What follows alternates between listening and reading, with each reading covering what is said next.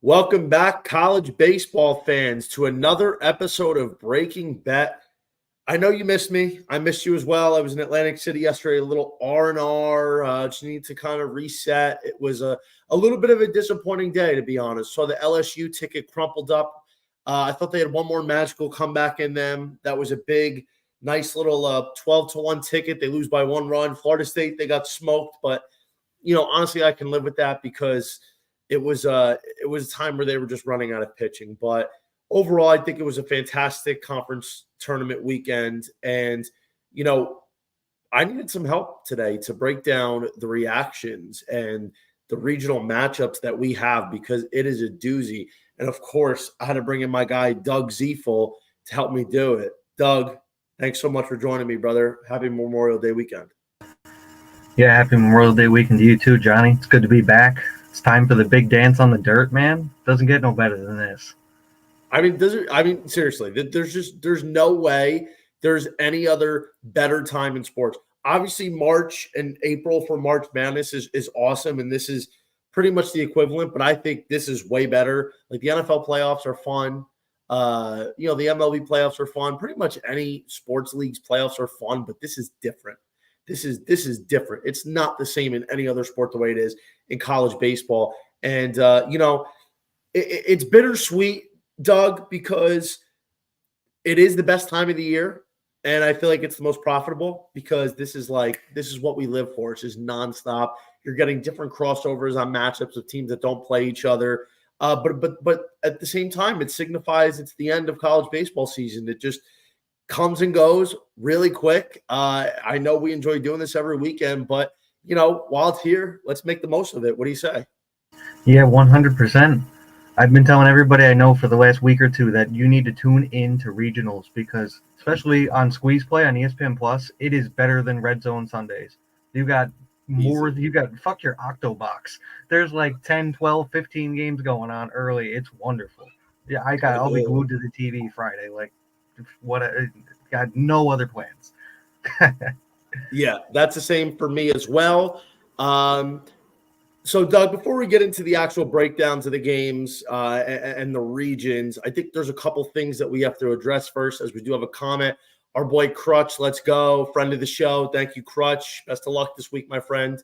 I will be honest. I've said this, I've tweeted this, and I'm not ashamed to say it. I am a complainer. I love to complain. But I will complain if I feel like something is a bit of an injustice. And I think we have to react to what the NCAA tournament matchups are.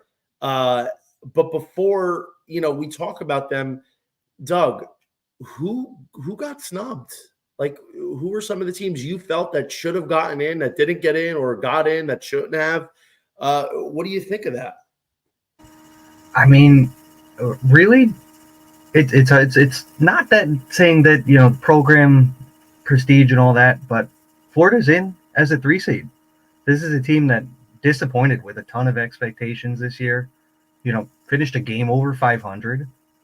I mean, I get that they're Florida and they're in the SEC, but do they really deserve to be here, even as a 3 seed?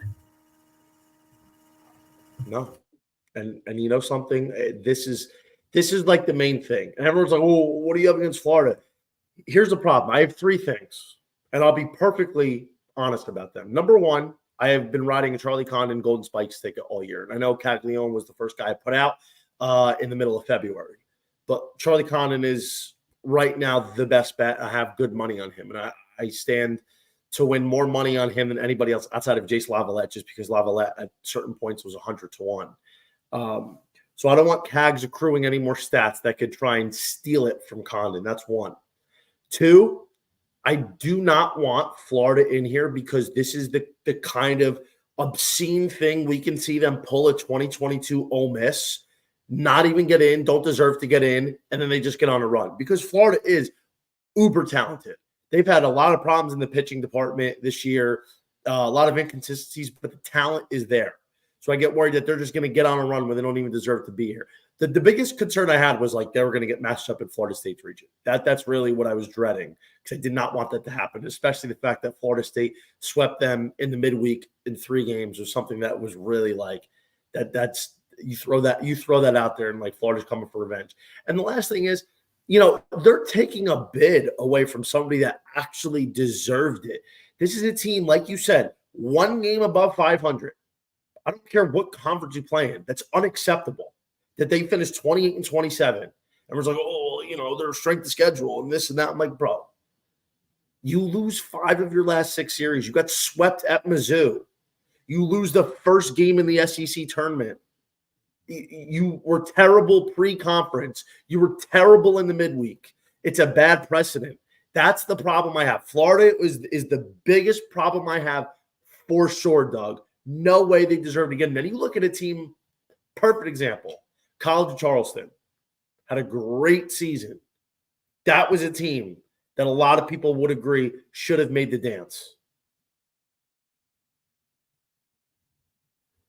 I mean, yeah, go ahead. Yeah, 100%. Like I said, they're the biggest thing. And then another thing, too, is we talked about a little bit before we got on here, is just the way they stacked certain sides of the bracket. What was it? All five SEC hosts have number 2 seeds that are not power conferences. Yet all 5 ACC seeds have power conference 2 seeds in their regions. Like, the balance of the bracket is a bit of a problem right now. There's a lot of teams that could walk, and then there's a lot of teams that could get upset. And while that is the parity that we want in this, we also kind of want to see the best face the best come Omaha. And unfortunately, we're going to have a lot of talent knocked out here. I want to share something. I want to share my screen for a second. If I can see that we have, hang on one second. Apologies. I want to share this to see if this is our boy Noah Beanick putting this out. Let me see if I can zoom in on this a little bit here. Nope. Sorry, this is like a pain, but let me know if you can see it. Oh, now you're too close. Yeah, you know what? It doesn't matter. Anyway, that's my buddy Mike. Here's the point. The principle is you have all these top teams, like you said, that are duking it out with each other. You have all the top SEC teams on one side of the bracket, and I don't understand exactly where we're getting this draw. Like, there's got to be a better way to distribute the talent because, first of all, in terms of like competitive fairness, I think, that's one thing. But now, you're making it a little too uneasy. Like, on the left side of the bracket, these are the top teams: Tennessee, Wake Forest, Oklahoma, Duke, Florida State, East Carolina, Arkansas, Virginia, Mississippi State, Arizona, Dallas Baptist, North Carolina, LSU. And then on the right side, the top teams are Kentucky, Georgia, NC State, Clemson, OK State, I think Oregon State's in there. And then really, that and Texas A&M. I mean, I guess on paper it sounds a little bit better than it is, but I personally don't agree. I think the left side is a lot harder, if we're being honest. Yeah, 100%. And I know, like you said, we were talking about. I know you've seen you put out your futures portfolio. It really fucks up. I'm sure there's a lot of people that have similar tickets that you and I do too. And it's you want to give yourself a shot in the end, and you're going to wind up crumpling up tickets this weekend. It's very disappointing. And you know what? Here's the thing. At the end of the day, we are fully aware in the sport that we're in that you're going to end up getting teams that match up with each other before Omaha. You can't help it. That happens. But, there's teams like Mississippi State. You could have took them at 175-1, 100-1 at certain points before the third week of April. And now you're getting less than 50-1 on them. So that's a big difference. And obviously, that's a tough path for them. And, to speak on a team like Mississippi State, it's not just who got in, who got out, but now we're looking at the hosting. Doug, why, and I mean this all due respect, is a team like Mississippi State not hosting? Even Duke, why are they not hosting? You're looking at a team in Mississippi State that won 19 or 20 games in the SEC. They win 2 games in the NCAA, the SEC tournament. They beat Georgia head-to-head. Meanwhile, Georgia, who lost the head-to-head tiebreaker, who didn't have as good of a record, who didn't have as many SEC wins, who got bounced the first game in the conference tournament, not only host, but they're a top 8 seed. They're the 7 overall seed. And Mississippi State's left out in the cold. Why? What are we doing? Yeah, I agree. It's puzzling. And now they have to go into, playing Virginia too now. Like, they arguably, they should be a 1 seed, and you would want them to have an easier path. But now they've got to contend with Virginia most likely. And while I would say they have the pitching edge, if they were going to be in a super regional type series and probably maybe have to play, 1 to 2 times, yes, but it's not going to work out that way, and it sucks to see. I agree with you. We've been high on Mississippi State. You were on them before everybody else was. Like you said, the odds were very long, and it took too long for the market to realize how good this team was, and now they've gotten the short end of the stick, sort of. And the thing that bothers me the most is, like, they should have hosted. The whole process is flawed. There are teams like Florida who has their AD on the committee. East Carolina's got their AD on the committee. East Carolina's a host. Like, ultimately we felt East Carolina's schedule was good enough. They were a great team. Like, bro, they play in a D2 level conference. They lost at UTSA. They got swept. Maybe it was at Tulane. I don't remember who they got swept at towards the end of the year. But, like, what are we doing? It's blatant nepotism. And then you're hearing in real time, you're seeing this unfold. And we're supposed to sit there and say, oh, well, that's part of the game. No, it's not. This is ridiculous. And it's just so open and just so accepted. I don't understand how or why. When you have certain programs that are being allowed to get in the tournament and allowed to host because they have a committee member that's their AD, an AD on the committee member. And we're looking at something very simple as saying, oh, well, Mark Hogue's like, well, when the teams that are being discussed, the ADs leave the room. Bro, do you believe that? Do you actually think the members of the committee don't look out for each other for their programs? It's ridiculous. And I'm not, and I'm going to be straight up. I'm going to be straight up because I think that's what it calls for. We need a change. We can't have this. We can't have this nonsense. We can't have a team in the SEC that was 20 wins and is a number 2 seed. Now they have to go to Virginia, beat them. And then if they win, you know what their prize is? They probably got to go to Fayetteville and play Arkansas just to get to Omaha. It's ridiculous. And then we're putting Santa Barbara as a host, as a relatively solid seed, which, okay, they were really good, but they played in the Big West. They're 2 good wins. They swept Oregon, fine. That's a good win. And they swept UConn. Okay. They lost to UC Irvine. They lose to Cal Poly. I understand we want a little diversity in there, but let's be honest with ourselves. And Doug, like, Duke gets left out. Duke was very good in the ACC this year. It's a loaded conference. And then they go win the conference tournament. And then I understand they have a lot of merit. I completely get this. But Arizona, going from a team that had basically no shot to host, they were at the back of a long line. Yeah, fine. They win the Pac-12 regular season. That's big. And then they win the Pac-12 tournament. That's like what catapulted them. They not only are hosting, but they're a 13 seed. Like, what propelled this jump? Why are they hosting over Duke? And I'm speaking as somebody that I'm just calling it like I see it. The Pac-12 is not good. The Pac-12 has 2 legit teams. It's them and Oregon State.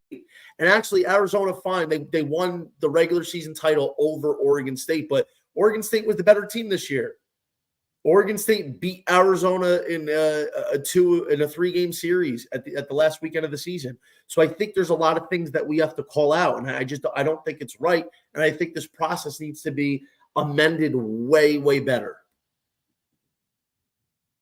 Yeah, I agree with everything. I mean, I'm just looking at East Carolina was, 75th in strength of schedule. And we have enough problems with RPI, but their RPI is 22. They're not even a top 16 team according to RPI, which is, like you said, flawed in its own way. And then you look at, like you said, UCSB, who is a small conference team, 104th in strength of schedule, and they're hosting? What? It's crazy, dude. I understand the diversity aspect. Like, you want different programs to get recognition, to get home teams as Crazier as a ball. While I agree, I'm not exactly thrilled to get Southern Miss. Southern Miss, no gimme, bro. Southern Miss is a team you should handle, but that's no gimme. That was an electric series last year at Southern Miss in the Supers. As Crutch comes in, I said in the preseason that Miss State at 101 is ridiculous for the talent they bring in. I will say Duke got a favorable draw as a 2-seed Norman. I agree. But I don't get it. I think they use RPI when it suits them, but there's always moving the marks. The truth is, all these metrics are bullshit. That's what it is. It's all crap. RPI is a total waste of crap because it only works when it suits the committee to try and make a decision. These metrics at the end of the day, bro, like, winning ball games doesn't matter anymore. Did you win? Like, what's your record? Who do you play? It's that simple. And we're trying to come up with this weird formula that is completely flawed, and it's really you're picking your own team basically to get in. But Doug, I just felt like I wanted to talk about that a little bit, just because it was very frustrating to see, and it's not like it's even a secret really. We're everybody's well aware of that, and the fact is, we're just letting it happen in real time. We're supposed to be like, okay, yeah, no, ECU, they lost twice in their own conference tournament. They needed to win on a walk-off steal. But you know what? Their AD's on the committee, so we're going to make sure they get a host. By the way, real quick, one more point on that. I was also under the impression that the hosting sites themselves have a factor to play. ECU, the Jungle, is one of the most electric places in college baseball. I will not argue that. But what I will argue, it is not a big venue. But it holds, 5,000 to 7,000 maybe? And I remember this last year, Campbell was a top 15 team. I think they ended the season at number 15 overall in the power rankings, top 25 for D1 baseball. But do you know one of the big problems for Campbell hosting was their venue was too small to host a regional? Not enough people. Mississippi State, for instance, the Dudy Noble Field is one of the landmarks of college baseball. I think, if I'm not mistaken, you might correct me if I'm wrong, holds about 3 times what East Carolina holds. Just pointing that out there. Just pointing that out there is Crutch. The fact that you can drop in RPI after winning because the team you played sucks is a crazy system. Kyle Hardy Burns versus Savages, the matchup we all deserve. That is probably the one good thing about that region. And Kyle, we will talk about that. I'm not going to rant anymore. But real quick, before we get into the first regional, Noah, give me one of or a couple of the most dangerous teams to watch heading into the month of June. Well, one team that I'm becoming more and more high on right now is Oklahoma State. Yes, they're a hosting seed, and we kind of expect 1 seeds to move forward here. But I'm not just talking about regionals right now. I'm just talking about even Omaha here. This is a team, they came through, they played their cards perfectly in the Big 12 tournament. Essentially pitching off, saving their 2 top guys for later in the tournament. Karsten Benj was great in the opening game outing. And that really shows the depth that they have with their rotation. This is a team that had a WRC plus of 133. They can swing it. And plus, this weekend, that regional is going to be awesome to watch. It's hot, and it's in Stillwater. The ball is going to fly for all teams, which could put them at an upset. Watch, if if their pitching doesn't hold up, but I think it will, and I think that's what gives them the big edge in their region to cruise forward here. You look at like DBU when they made their run a couple years ago. That's where they were. These are teams that can hit and get enough pitching are gonna succeed in Stillwater, and I like the Cowboys moving past the regionals as well. I think OK State is a team that I'm a little, I want to say bullish on. I'm probably 65-35 in favor of them being able to even make a run to Omaha. I'm not saying win it all, but be able to make a run. Last year, they had a very tough region in Stillwater. They had Washington, they had DBU, they had Oral Roberts. Obviously, Oral Roberts wins that. This year, it's a little bit easier, but it's still difficult. You have to contend with Nebraska as the 2 seed. Nebraska is a tough Big Ten program. They have a really good Friday night guy by the name of Brett Sears. He's been butter all year. And then you have Florida, which this is the peak kind of performance that Florida would barely get in and just go on a run and go 3-0 in this conference. Can't sleep on the Gators. And then you have Niagara, who I don't really think anybody expects anything. So Oklahoma State is relatively, 40-ish to 1 in the market to win it all, depending on where you go. If they end up winning, then they would have to play the winner of the Clemson region, which is also tough. Clemson, Coastal, Vanderbilt, and High Point. So, I do think I feel like if OK State wins, they're going to really have to earn it to get to Omaha.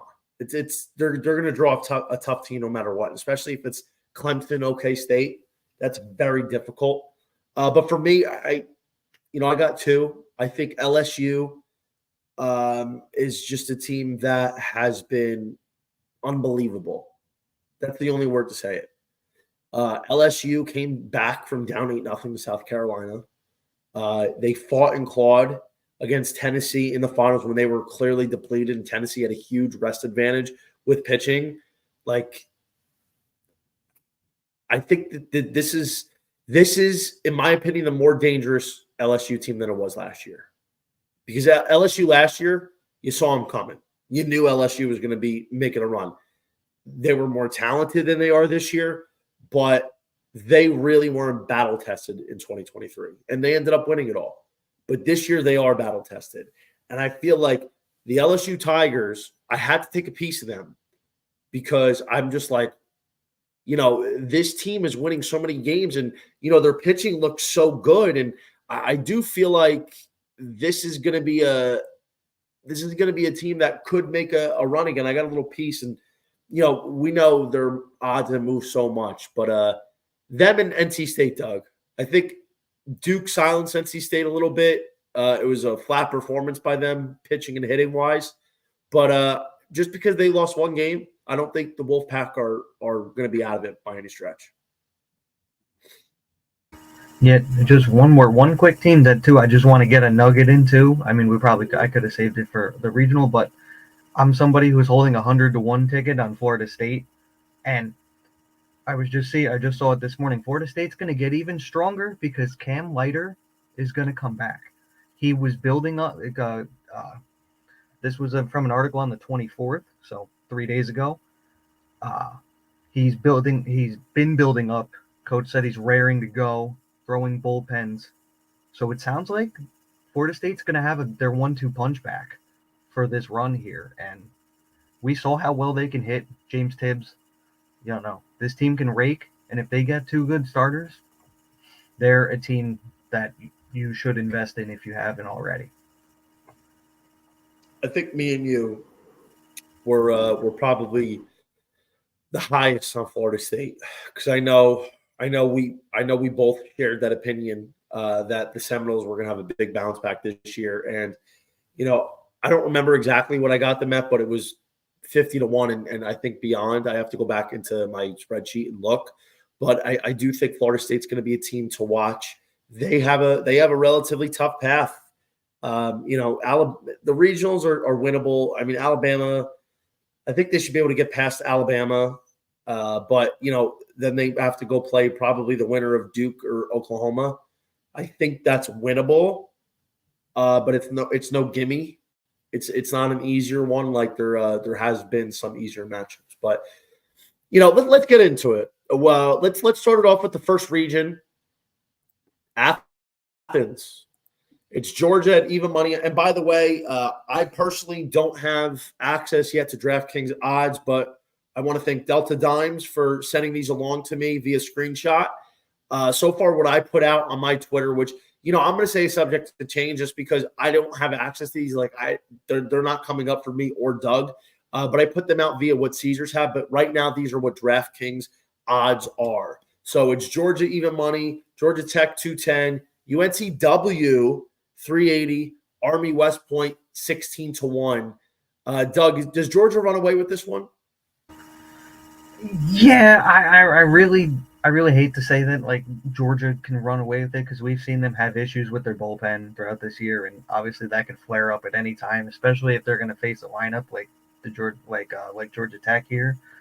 But on paper, it looks like they have to run away with this. I mean, their 2 seed in UNCW really not strong offensively, and Georgia Tech has a bunch of pitching issues in themselves, and I'm sorry, but I'm not going to give Army much credit here either against one of the top lineups in the country.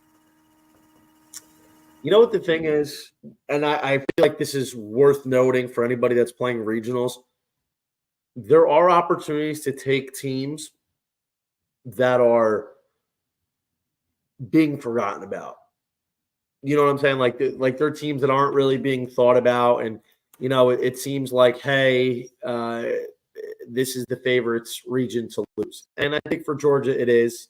I think UNCW is a little bit of an appealing case. Their big boy, Tanner Thatch, is a stud. He's got 27 home runs this year. He's batting 330. Like there's some power. And in a Georgia regional, that could be a launch pad. I feel like it'll be somewhat interesting. In a mid-major conference, though, their team ERA is 4.51. That's okay. I think maybe if first game UNCW is like a plus 200 underdog or plus 250 dog to Georgia Tech, maybe it's worth a shot. But, I feel like if UNCW loses the first game, then it's going to be hard for them to get out of this region. I feel like Georgia even money is a good buy because the Bulldogs, they're great at home. And I just think they're just going to outslug everybody, and I think their pitching can be okay enough in order to get past that. So Georgia even money, I'm going to take that and keep an eye out because I'm going to tally up all the plays on the books that I want. But Georgia would be the play for me. How far do you think Georgia can go with their lack of pitching? I don't have the full bracket in front of me. I was struggling to find it for some reason. Who are they lined up to see? Who are they lined up against possibly in Supers? So Georgia would have to go and play the winner of the NC State bracket. NC State, South Carolina, JMU, Bryant. Oof. Yeah. I don't know. Yeah, like I said, I know Georgia's this lineup is insane. We all love Charlie Condon. They're gonna have to slug for 3 weeks? if we're saying they get to and through Omaha, it's a long time for your offense to stay hot and for your pitching to be mid. It's really they're gonna need guys like Leighton Finley to step up and really shoulder the load here. Like you said, they definitely get through regionals here. Supers will be very interesting. I really think it depends on how they're almost maybe I'm going to say the current form of their starters is really how far they're going to go here because we've seen, like you mentioned earlier, Ole Miss, they found 2 starters and made a run, and they had hitting. So I think with pitching, it's kind of looking at current form here. You're not going to look for a lot of regression here. These guys are going to have to step up, and that's going to be the case with Georgia. They're going to go as far as their pitching lets them because we know their offense is probably going to be there more times than not.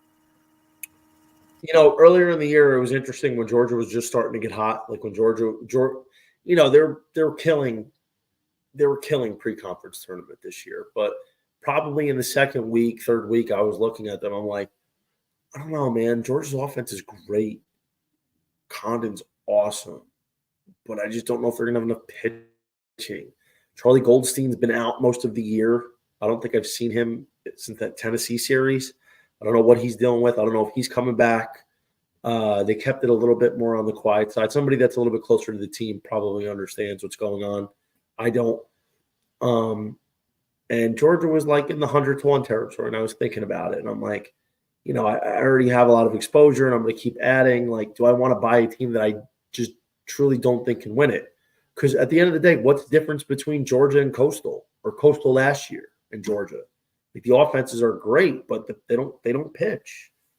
And consistently, like, you need pitching. You can get away with not being able to pitch that well in one round, but for an entire tournament where you're going to have to play in order to win the whole thing, you're going to have to win upwards of 12 games at least. You have to win at least 3 games in the regionals. You have to win at least 2 in the supers. You have to win 2 in the finals. That's 7, and you probably have to win 3 to 4, and that's if you don't lose. So you have to win double-digit games at least. So you need to have pitching.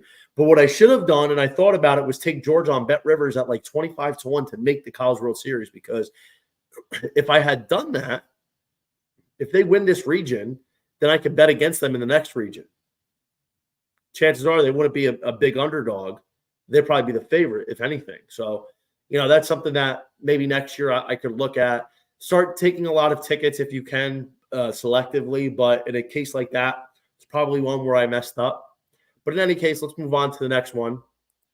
College Station, Texas A&M, they got no breaks. They got to play a very tough Texas team who has talent and is capable of turning it on, and they have to play Louisiana Lafayette, the kings of the Sun Belt, and Grambling, which is a gimme. So A&M should dog walk Grambling, and then they're going to get the winner of Texas and Lafayette in game 2. Is 140 a fair price, or Doug, do you think the Raging Cajuns or the Longhorns can upset the Aggies in this region? Yeah, I mean, Texas kind of disappointed me in the Big 12 tournament there. They were a team that kind of put it together down the stretch. They got LeBaron Johnson healthy, and Ace Whitehead stepped up for them while Johnson was on the shelf, and looked like they were starting to put it together, but then kind of came out and took an early exit in the Big 12 tournament. And I don't know, it's going to be very hard for any team to top Texas A&M at home here. We talked about home field advantages, and Texas A&M is one that certainly has one. We've seen how well their offense does at home. They're going to feel very comfortable. The home mound, their starters are going to be solid. I know the Raging Cajun deserve a lot of respect for the way they've battled in the Sun Belt here. 40-8 in any conference is very solid. Yeah. But it's hard for me to go against the Aggies here. What did you say? It was DraftKings has them at minus 140. Yeah, minus price. Yep, that's correct. Yes, one of the heavier priced teams in regionals in terms of like a future market aspect. And I mean, I don't know if I would take minus 140, but they are definitely my pick to get out of this region.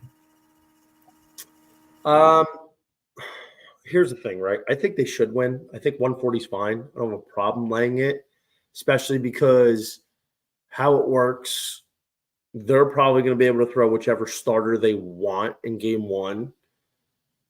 They could go bullpen game. They could go literally anybody. They're not going to throw Ryan Prager, I would imagine.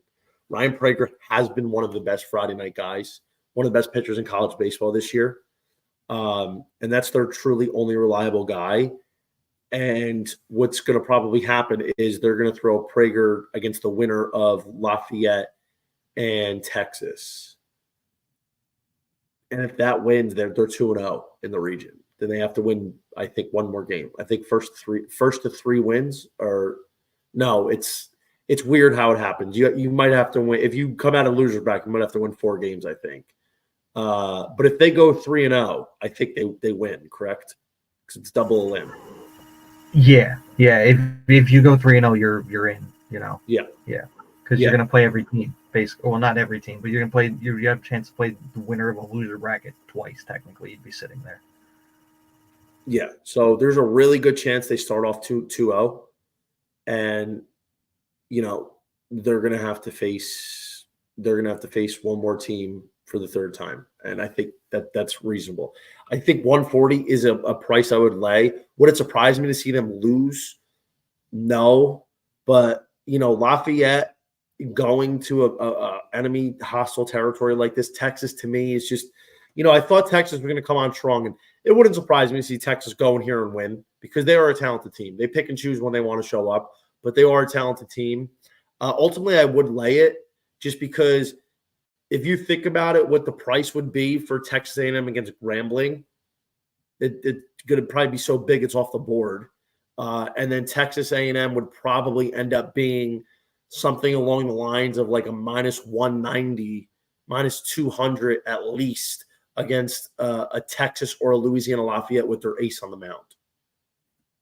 So at this point, you're getting -140. I think that is worth the bet. It's tempting to take some of these other teams because let me explain something to you.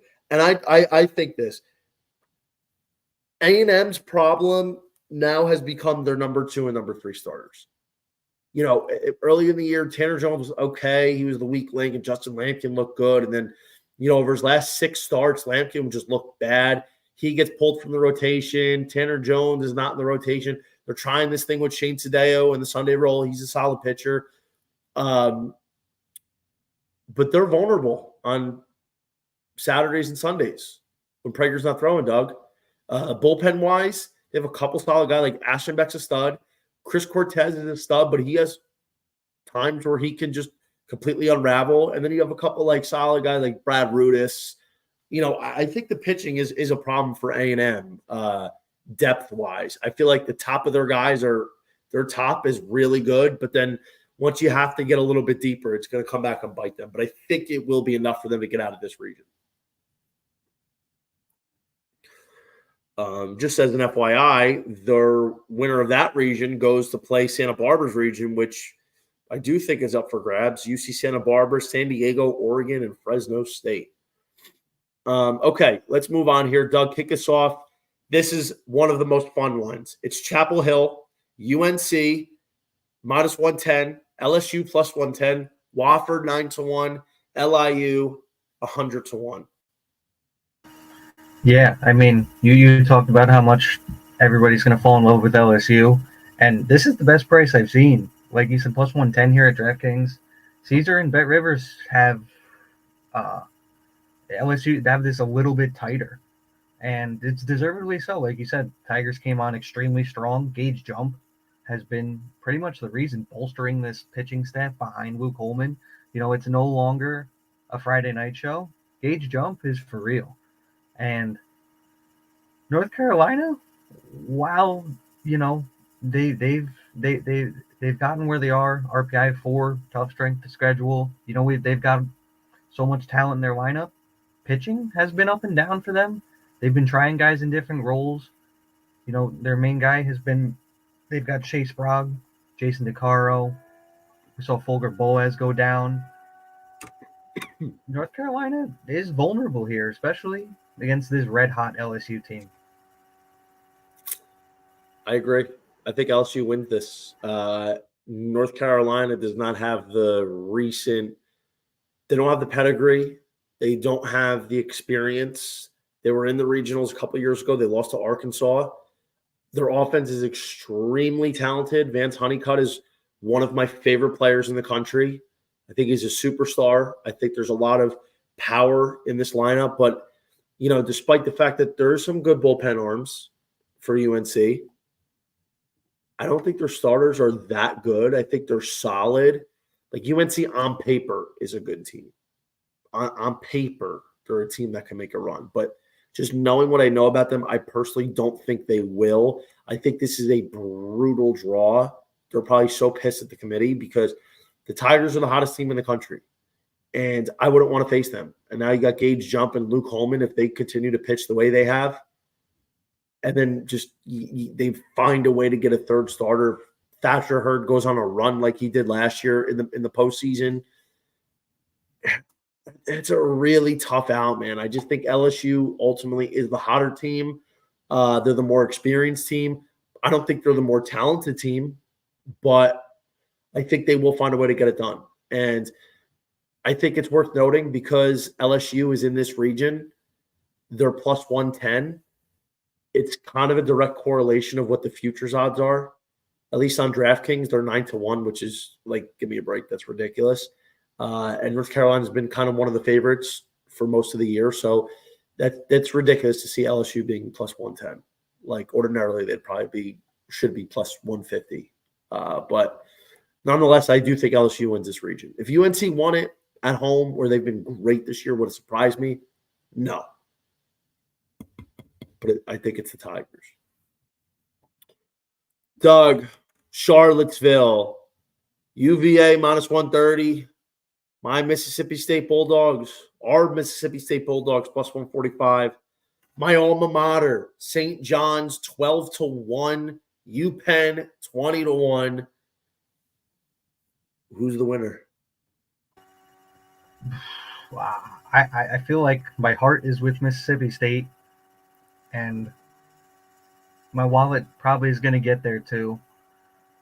While Virginia is solid, this is a team number 2 in the country in batting average. We know they're going to hit.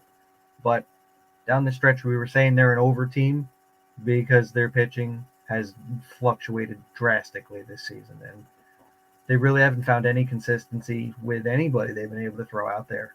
1 week Evan Blanco's dealing, the next week he's getting shelled. They pulled Nick Savino is built up and came back. He looked pretty decent against Florida State. And then Florida State's lineup opened up this past weekend on the rest of their staff. So this Virginia team is really not one that has earned my trust, whereas Mississippi State has the pitching, and they have earned my trust. Cal Steven, Durangelo St. John, those are 2 guys that can definitely get you through that regional. I'll leave it to you to make a case for your Johnnies, but I know you love Mississippi State as well. Mississippi State is a team I believed on. Mississippi State was maybe my first ticket this year when I was in Vegas in the middle of January during Wild Card Weekend. I was at Caesar Sportsbook, saw Mississippi State at 175-1. I said, that's not right. Took a ticket on them, and you know what? I thought it was a great buy. And if you look at where they are now, it is. Mississippi State, and I'll be 100% honest, I don't think there's a team in this tournament that's gotten fucked more than Mississippi State. This is a team that should be hosting. Instead, they're a 2 seed. Now they have to go to Charlottesville against a top 10, top 12 team in the country against UVA. Then if they win, their prize is to most likely going to have to go back to Fayetteville and face Arkansas just to get to Omaha. They're in a slaughterhouse on that side of the bracket. That's their reward. But you know what? Mississippi State is pissed off that the committee bent them over and did them dirty. And I think that's going to reflect. You know what? Their pitching has been phenomenal. Their pitching has been some of the best in the country, considering what it was last year. Cal Steven was a godsend transfer from Purdue. He's all first-team SEC on the mound. Durangelo St. John, the progression he's made from last year to this year is out of this world. This is a guy who, if he has a good June, may be on the borderline of a first-round pick this summer. Probably not, but the conversation could be open. Nate Dom's back. Their bullpen has stepped up. The hitting was a little quiet this week. I get it. Hunter Hines has to get going. Dakota Jordan had a huge base hit. Maybe that got him going.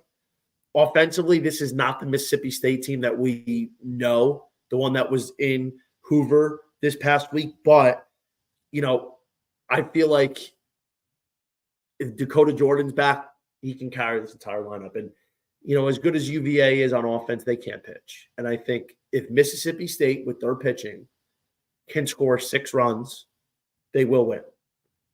St. John's is a tough team. I'm not going to say Mississippi State walks all over them, but I think that is a game that they win. And I do think Mississippi State gets out of this, and you're going to be plus 145. And to tell you the truth, they're going to be a big favorite. They're going to be somewhat of a big favorite over St. John's.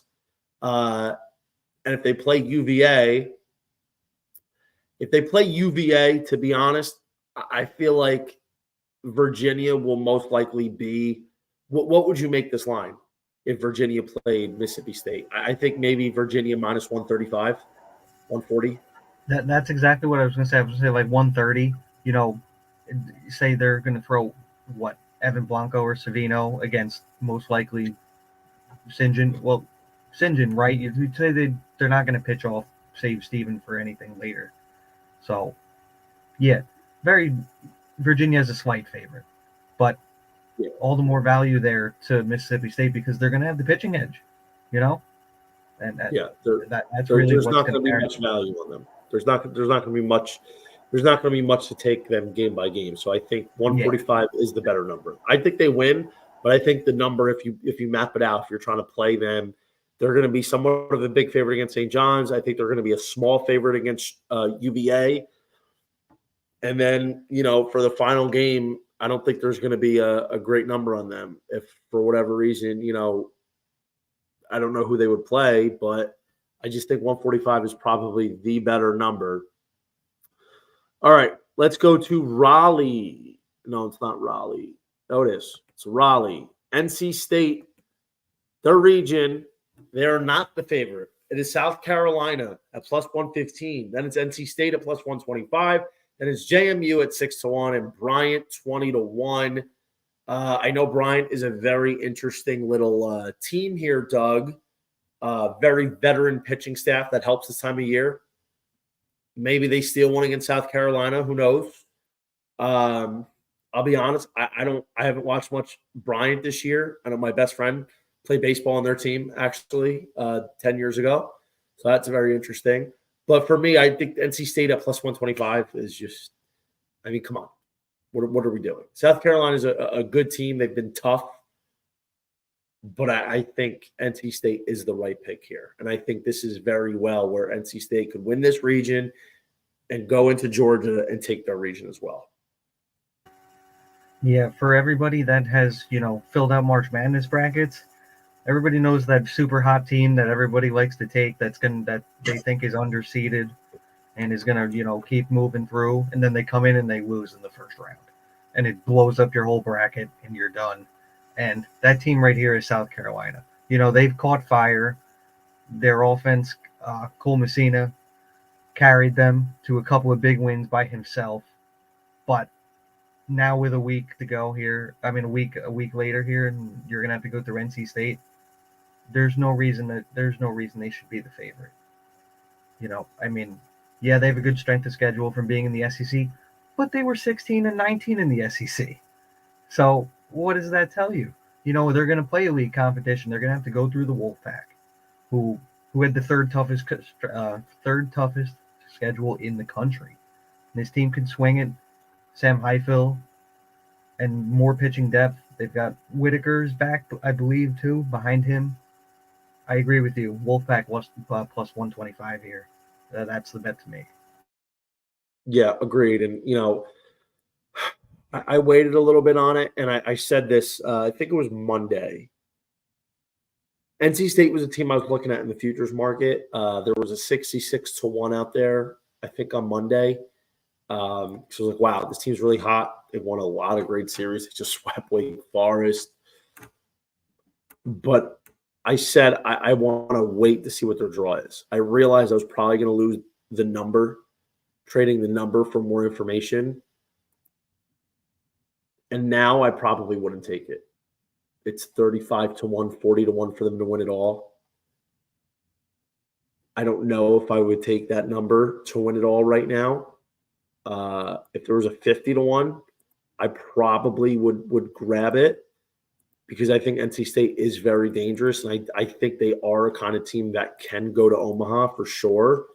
and that would ultimately bolster my portfolio.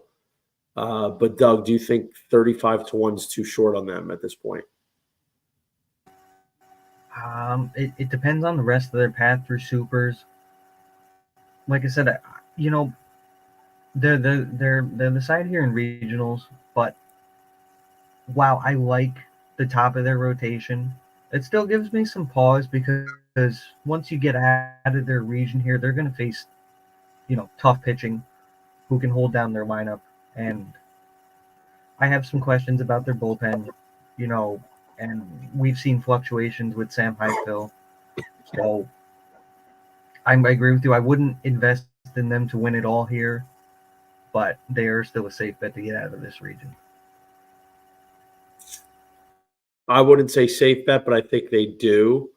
NC State is a team that I feel like now we're going to be able to get some opportunities on to bet throughout the year. I am not holding a futures ticket on them. I wanted to see where they would end up, see what the draw they get. I think this is still a difficult draw. South Carolina is good, and JMU and Bryant are tough little mid-major schools, and then you'd have to go beat Georgia in Athens most likely. So, that always depends. But for the number now, I think 50-1 is where I would need it to take NC State, because I do agree with you. On paper, they have good pitching, but it's not been performing.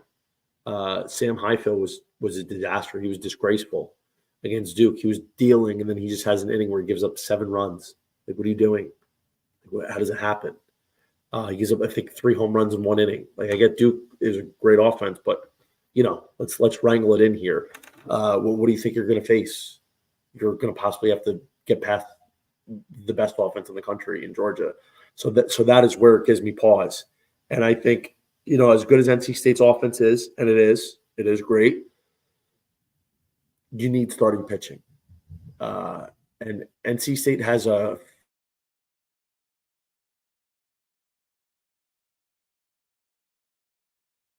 they don't have forget Chase Burns and Hagen Smith. They don't have a Jamie Arnold. They don't have a Ryan Johnson. They don't have that guy. And that is what concerns me. So for that number, no, maybe 66-1 if I took it on Monday when I thought I should have possibly, but I don't know. Doug, kick me off here with the Santa Barbara Regional. UC Santa Barbara plus 150. They are the favorite in their own region, but it doesn't look like it's too confident according to DraftKings. Because then you got Oregon at 225, then San Diego 250. Then Fresno at 9-1. Do you think the Gauchos get upset in their own regional? Yeah, I mean, the more I look at this, I kind of like this San Diego club here. I mean, we were complaining about that UCSB was even hosting here, coming from such a small conference, bad strength of schedule, RPI, la-di-da-da-da. San Diego's right behind them in RPI. They had a slightly tougher schedule, but their pitching is substantially better. Well, not substantially, but it's right there, and it's even par. San Diego's team to win 40-13. They are 14th in ERA nationally. While I get that their strength of schedule was not the greatest, they're a team that could probably win a low-scoring ball game here against the Gauchos. And plus 250, I think they're going to be my pick here. I'm not so much of a believer in UCSB. Matt Ager, who is a stud that we liked going into the season, had a down year. And ever since then, they've kind of been putting together their staff. Getting through regionals here is going to be a big test for them. And I don't think they come up here. For them to be a favorite and hosting, like you said, that the odds are a bit more telling. So our guy Crutch has been commenting, and I agree with him. Quack, quack. Give me the Ducks at 3-1. And, the Ducks here are 225, but if you want Caesars, you can get them at plus 350. And I think that's way too big. Oregon is a team that made it to the Supers last year. They were just a complete meltdown away from going to Omaha. And here's something I find interesting. Earlier in the year, Santa Barbara swept Oregon. Swept them. I don't know. You could throw out trends all you want, but I think sometimes, you sweep a team, but I don't know. I just feel like they're due for a payback here. And for me personally, I do think the best approach to play this is taking Oregon at plus 350 on Caesars, and then you take San Diego on DraftKings. So you're getting a 350 and a 250 ticket. So one of those teams is going to lose the first game, which puts them in a hole. But your other team now has a great position. And, the winner of the Oregon-San Diego game, whichever one it is, I think both of them have a good chance to beat Santa Barbara because, I think most likely we would probably have to guess Ryan Gallagher is going to be the guy in the game 2. Maybe Gonzalez throws game 1 against Fresno State. Matt Ager, like we said, he's out of the rotation. He just had a horrible year. I don't know what happened. Excuse me. He's working out of the bullpen. Santa Barbara can pitch in the Big West. But let's see how they do when they start facing some better teams. And I'm not even saying like these aren't even SEC or ACC teams, but I don't know if Santa Barbara is as good as we've made them out to be. A lot of it has to do with the competition they played, but if you take both Oregon and San Diego at their best numbers, I have a good feeling one of them can win. I need to determine exactly, who I would want to go with. I got to do a little bit more research into this, so I'm not going to just throw out a number. But I will say I think Santa Barbara, even at what seems like a really good plus 150, is going to win this region. We have actually a comment from Sunday Puncher 2009. USCB is 24-0 at home. Yeah, they do not have a good conference. And if you look at it, they went and lost at UC Irvine. They lost at Cal Poly, teams that they should have won. So I got to be honest. I think it's tempting, right, to want to take Santa Barbara at 150. I think they could lose. I think they could get upset. And we're getting two teams. I think Oregon is probably at plus 350, the best bang for your buck and the most live team here. San Diego, can't sleep on them because they're a good program that's Raros, but I think we're in agreement that we're looking elsewhere, not Santa Barbara. And also, guys, by the way, remember something. Even though you're good during the regular season, those trends don't mean anything once you get to June. Trends don't mean anything. Stillwater, OK State, plus 105. Florida, 165. Nebraska, 390. Niagara, 45-1. OK State or the field? Yeah, I talked about how much I love OK State, but your rebuttal to their competition makes me not like their odds. I would probably have to stay away from them, honestly. I think Nebraska at plus 390 is a nice price. You talked about their Friday night guy, Brett Sears, and their number 2 guy, McConaughey. Yeah, not Matthew McConaughey, but maybe a distant cousin. Either way, they have a decent 1-2 punch. We saw the Cornhuskers come out and swing their way through the Big Ten tournament. They beat Indiana twice in one day to get through it. While I love OK State, I would say if you're looking for a nice value wager, Nebraska definitely has value. This is going to be a region where teams are going to hit. Stillwater is a great ballpark for hitters in terms of park factors. It's going to be hot. Ball's going to be flying. There's a chance for a lot of variance, and it makes me nervous about my Cowboys after I stood up for them earlier here, but that's kind of where I am right now. So Nebraska plays in the Big Ten. I think a lot of us would agree that's the worst of the Power 5 conferences. But they were a good team. They've been a surprise. Their offense is pretty solid, 291 overall, 65 home runs. It's on the lower end. They only have one guy in double figures, Josh Caron. But do you know what they do that's almost a lost art in this game? They steal a ton of bases, 90 for 119 on the base paths. And, the thing is, like, a lot of teams don't see prolific base stealing squads. So that could be a little bit of a trick for them. That's what Oklahoma had 2 years ago that got them partly offensively as like one of these really tough units to handle. And pitching, like you said, Brett Sears has been great. McConaughey's been great. Drew Christo was a guy that was like getting some Friday night action. He's solid 4.63. I think Nebraska, I agree with you, Doug. Taking them at almost 4-1 is very big. I would be very curious to see who Florida is going to go game one, because that matters a lot. Because Florida, you're going to get like a natural tax with them because they're the Gators, they're SEC. Nebraska is just this little team from the Big Ten. I want to see what the number would be, but I do think the Huskers are a worthy ticket. I feel like OK State probably still wins, but I think I might get on the book here with a Nebraska plus 400 ticket, roughly. Yeah, one last note for Florida. It's game one. It's Cags or nothing. Like, what are we doing? We talked about how lucky they are for them to be here. Like, let's go. Get real with your pitching staff. He's your guy. You need to come out and win a game. Like, you cannot be throwing Neely, Peterson, opener. No. Go out and try to win this game. Put Cags on the mound. Make him your one. And they got to do something to give themselves some momentum. It would. I'm not saying it would shock me because I know they have not put him in a higher role yet this year, but it's what they need to do here. They need to come out and back him. Well, let me ask you then: if let's say they do that, and I don't know if they will, but let's say they do that, how does that throw his routine off for the rest of the week? Like how does that throw his routine off?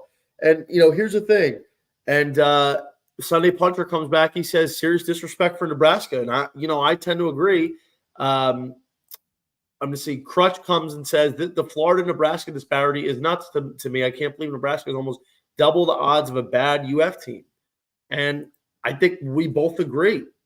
The fact is Nebraska's almost 4-1. So in that case, by this metric, they're saying Florida is going to be a big favorite over Nebraska in game one.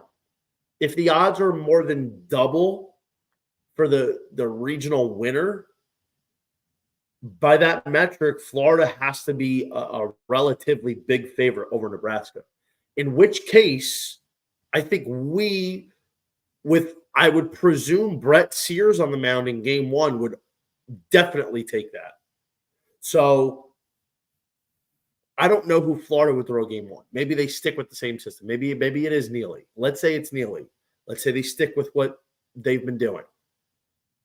If it's Neely and Florida is probably a minus 180, 190 favorite, I think we would take Nebraska.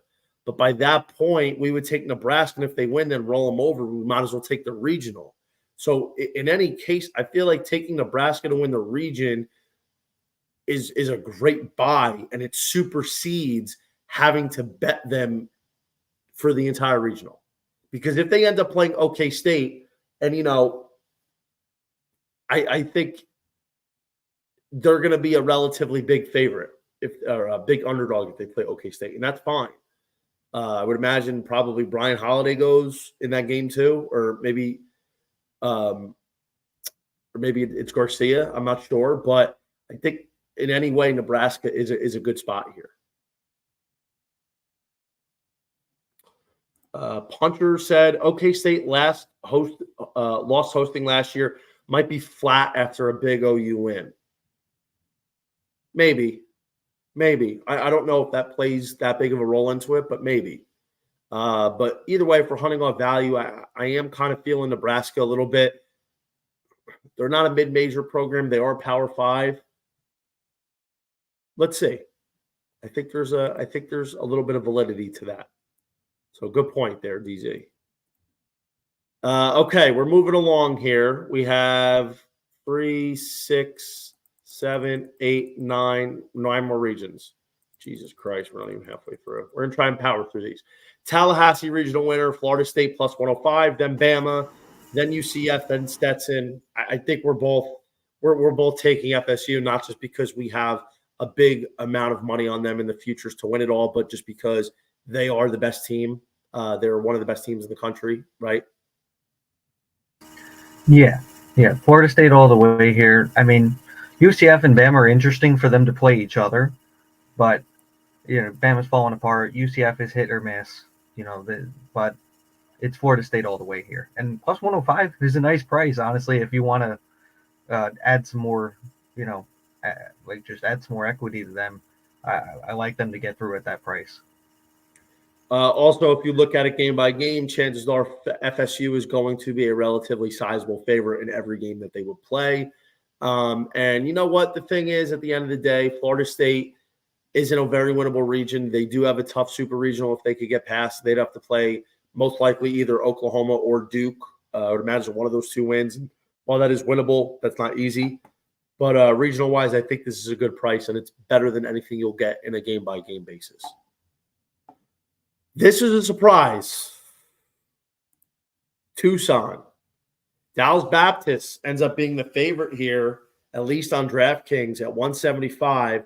Then Zona's 190. Then WVU is 325. Then Grand Canyon is 850. DBU, Arizona, or the rest of the two? Yeah, I mean, when you look at Dallas Baptist and Arizona, I'm kind of surprised to see Dallas Baptist be the favorite. We talked about how Arizona, not stole, but, they earned that regular season Pac-12 title, and it was impressive. Ish, yeah, we give them that. But in the end, I only trust Jackson Kent, So after him, they're a question mark. Dallas Baptist, when Ryan Johnson's on the mound, you got to back them. But he's only going to pitch one time this weekend. So is Arizona a value? Is Dallas Baptist a value? I really don't know right now. I'm not going to give much credit to WVU. I know we love J.J. Weatherholt and that lineup. They can score a little bit, but they have no pitching, unfortunately, and they're going to face lineups that can swing in here too. Honestly, right now, I don't know where I would invest here with the way the odds are playing out, and I really am not confident in any staff right now here. I think this is very appealing. It's very interesting. A lot of storylines. This regional will face up with the winner of the UNC regional, which is probably either UNC or LSU, and there's a shot that Jay Johnson can return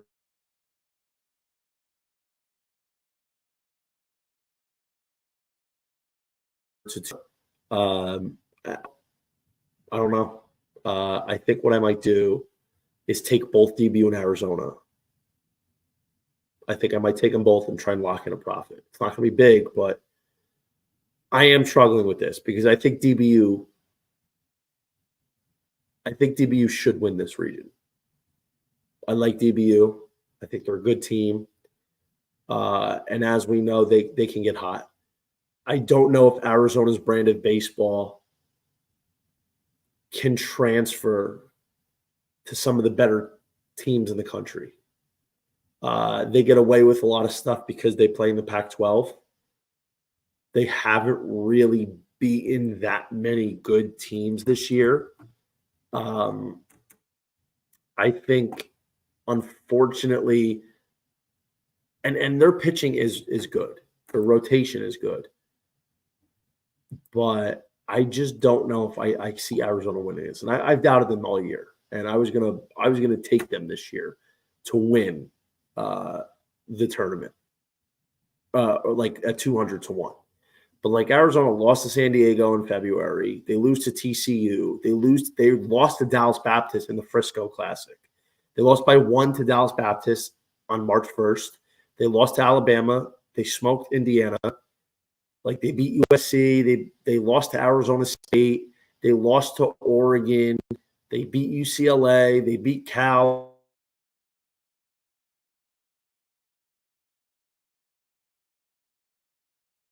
Washington State. They lost to Washington. They swept Stanford. They beat Utah. And they lost to Oregon State. I mean, really, tell me where the big win is. Arizona's a solid team, and I think they're a lot better than I thought they would be, and a lot of us thought they would be. Let's give them their flowers. I've doubted them a lot this year. I don't know if they do win this region. I don't know if they get past UNC or UNC or LSU. And Crutch saying, I think the ball flying will help an electric DBU offense. And I agree. And, the best pitcher in this region is Ryan Johnson. I think the one thing that hurts, though, is Ryan Johnson. Maybe Dallas Baptist throws him on Friday or game 1 against WVU because they got to get past the Mountaineers. Can't fall asleep on the Mountaineers. They're a tough team. But ultimately, I think Dallas Baptist is the side here. But to be honest, I don't know if I hate taking a ticket on both DBU and Arizona, and chances are you lock in a small profit.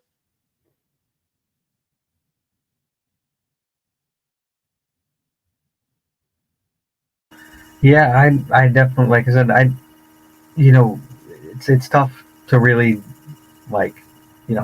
hammer home a team here, but yeah, DBU is going to be who I go with here most likely. They have the offense. Ryan Johnson puts them up.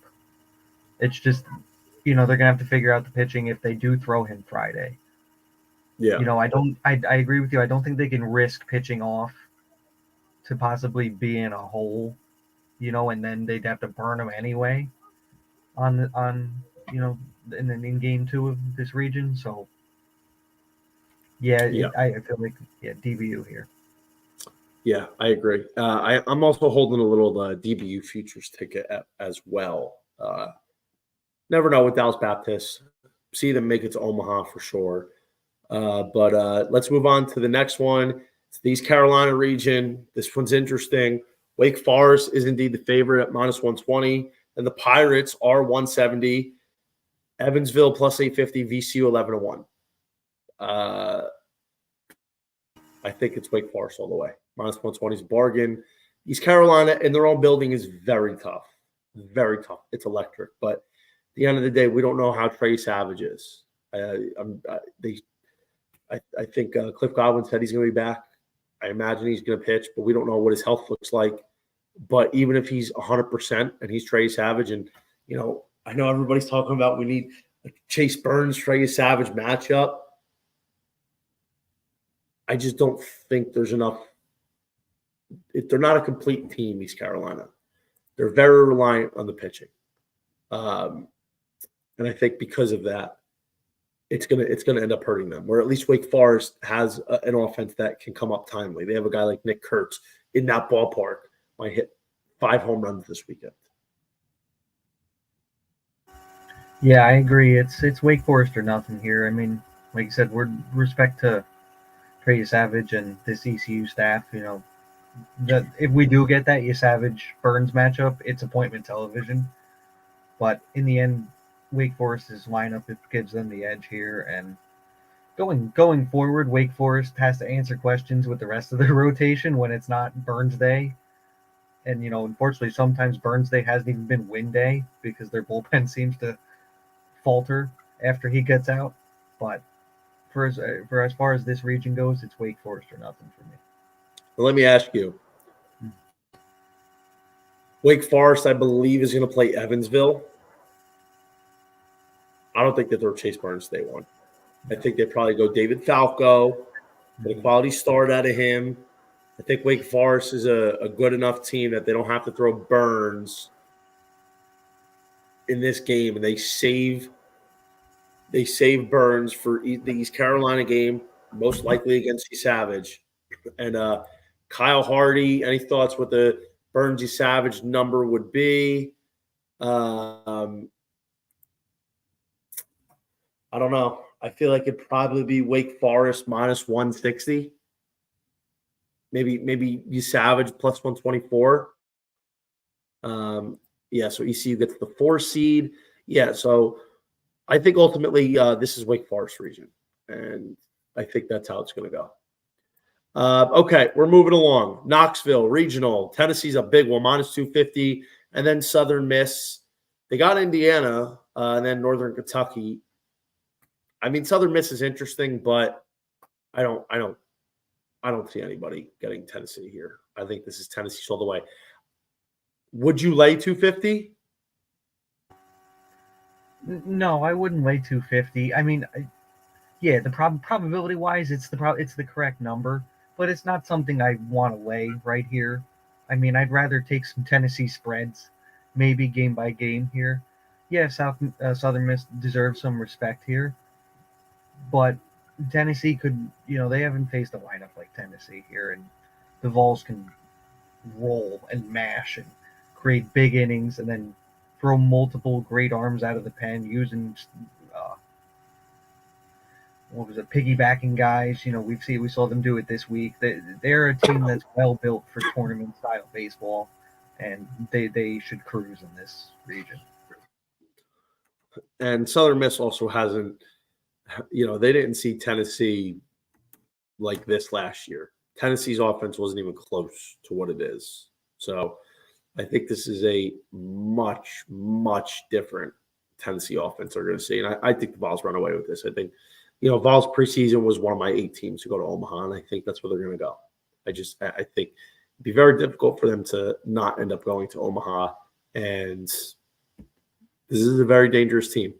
But they're the number 1 seed, so they got that curse. Second time in 3 years. Yet to find out. Lexington, Kentucky, clap it up. They get one of the easiest draws you could possibly get. They're minus 145 against Indiana State. Illinois, plus 550. Western Michigan. I mean, Indiana State to me is not that good of a program. The fact that they were even considering being a host for as long as they were is ludicrous. I don't care what their RPI is.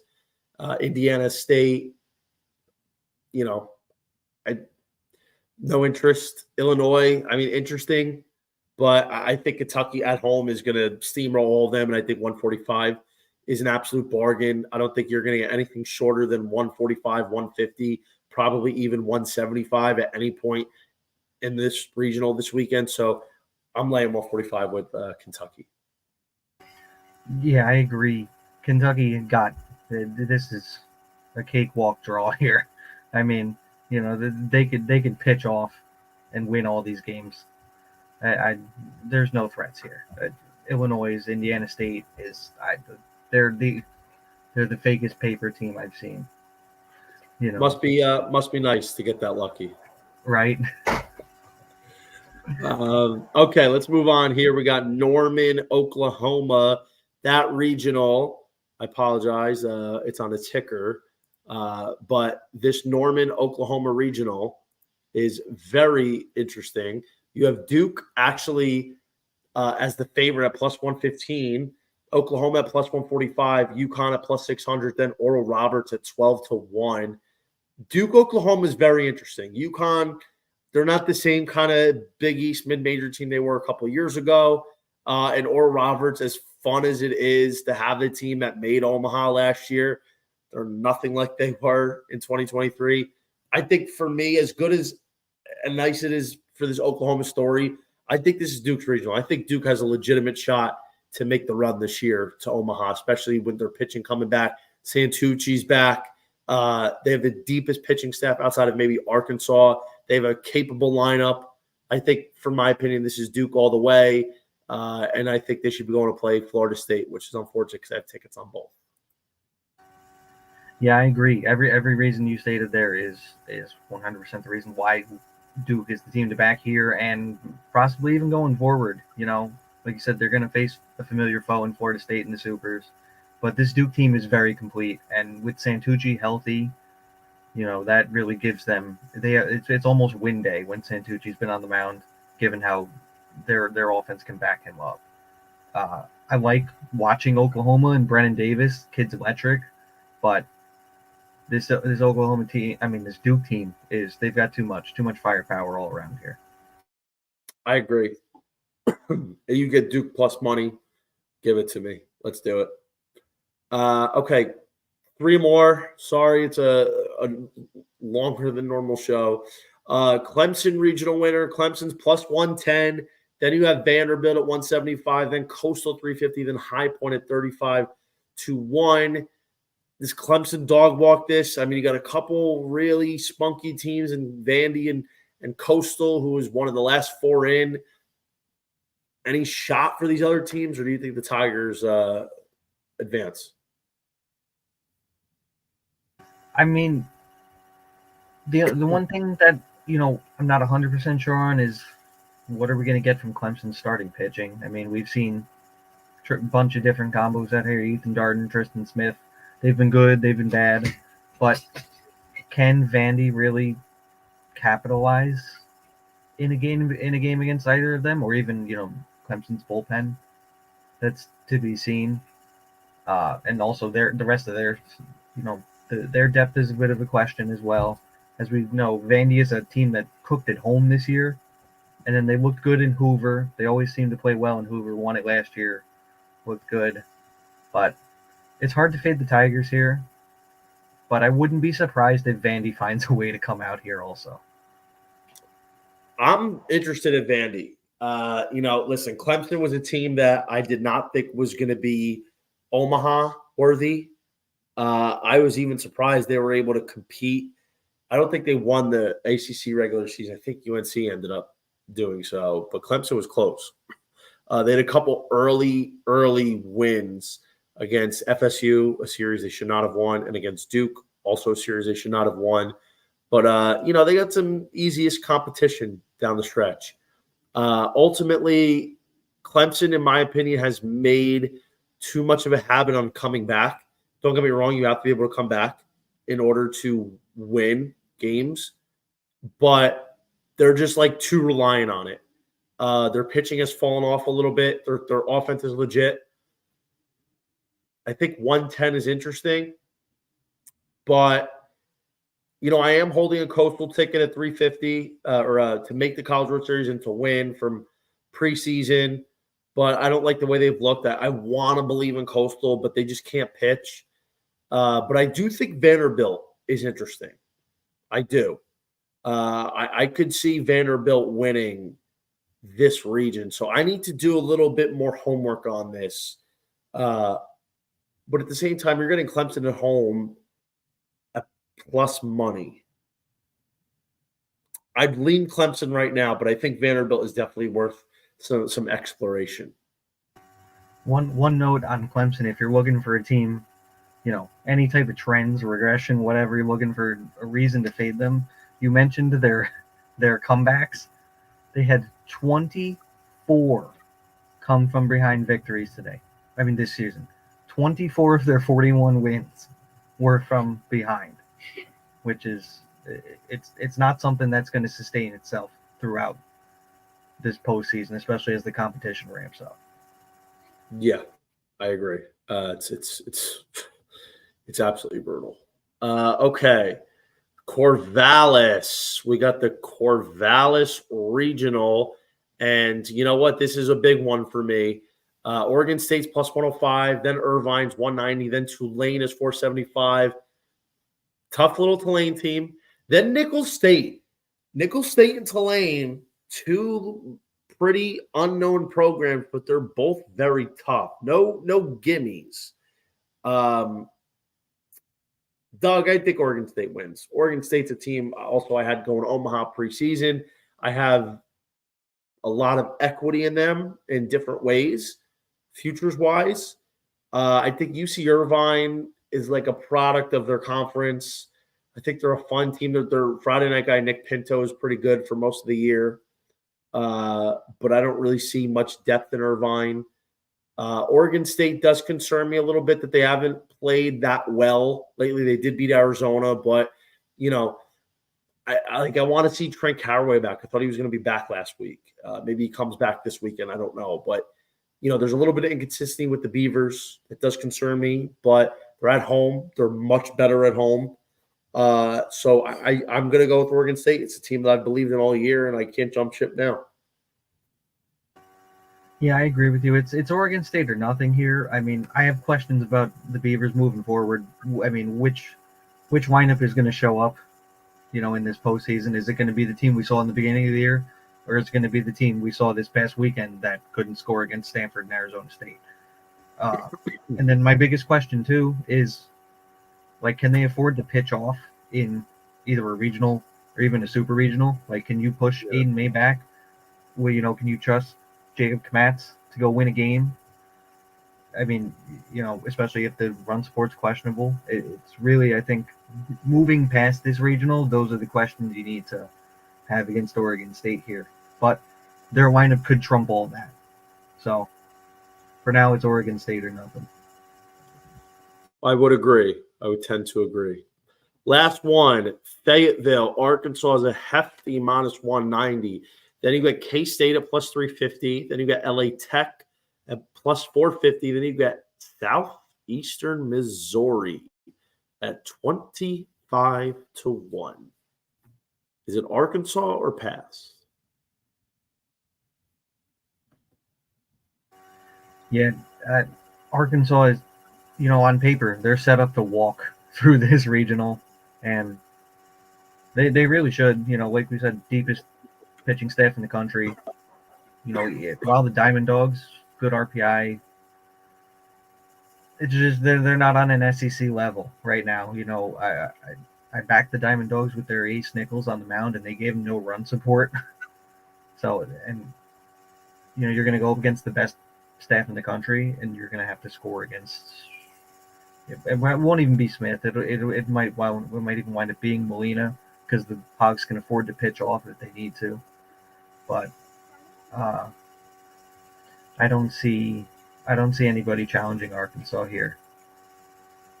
I'll be honest with you. Arkansas was my preseason when we did us, Matt Grissom, Quentin Milley, Noah, Jake Fentner, like all of us when we contributed with college baseball's preseason insider. Arkansas was my team, 2 units, 11 to 1 to win it all. And they've been good this year, but they've definitely disappointed me at times. And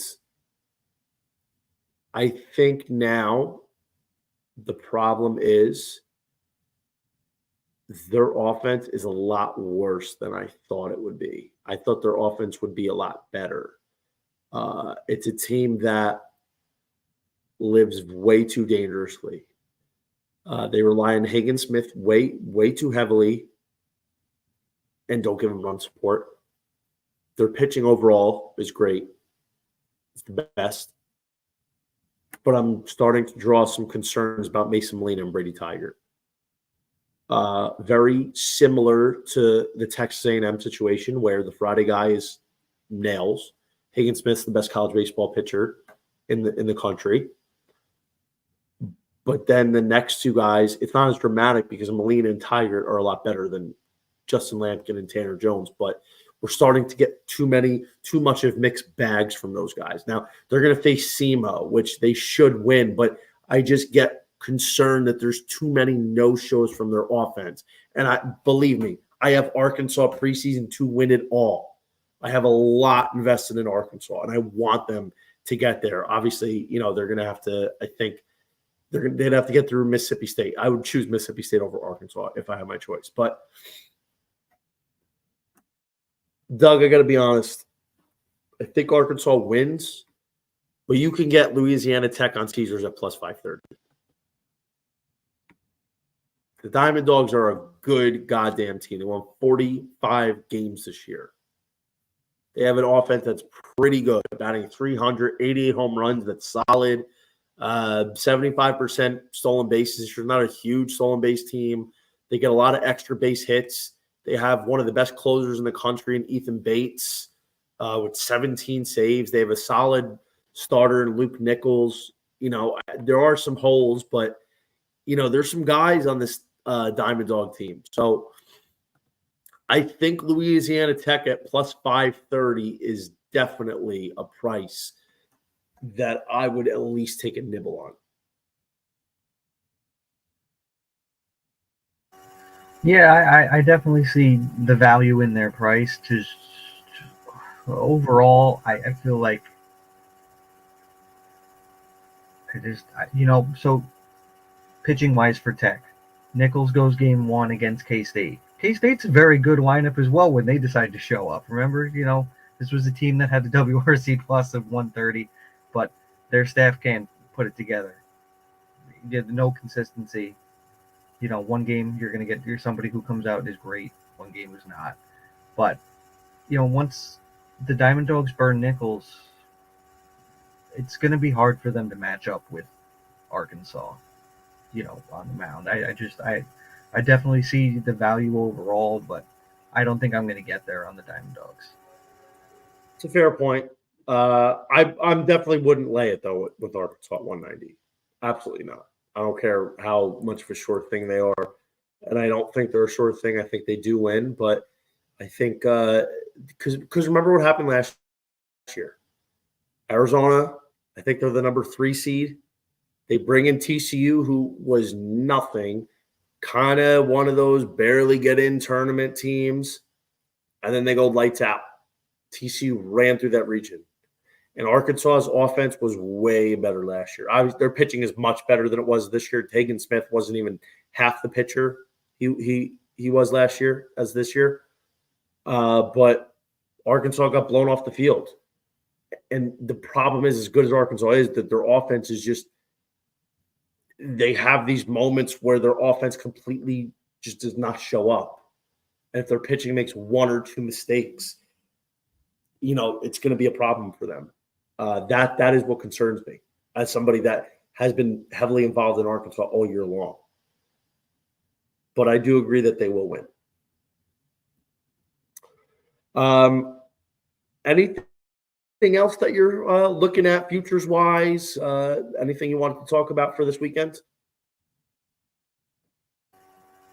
No, I really think we covered a lot of teams, and we've kind of dove into some teams that you should not only invest in this coming weekend, but probably moving forward. I'm just ready to get rolling here. Friday can't come soon enough. Absolutely. Everybody, appreciate you tuning in. Hope you have the best of luck this week with your bets. As always, hit us up on Twitter if there's any questions. And we will be back Wednesday or Thursday. Got to double check, but keep in mind on my Twitter, I'll post that link out and the date and time. But we appreciate everybody for tuning in. Hope you had a great weekend, and we'll talk to you in a few days. Thanks a lot, Doug. Thanks, guys.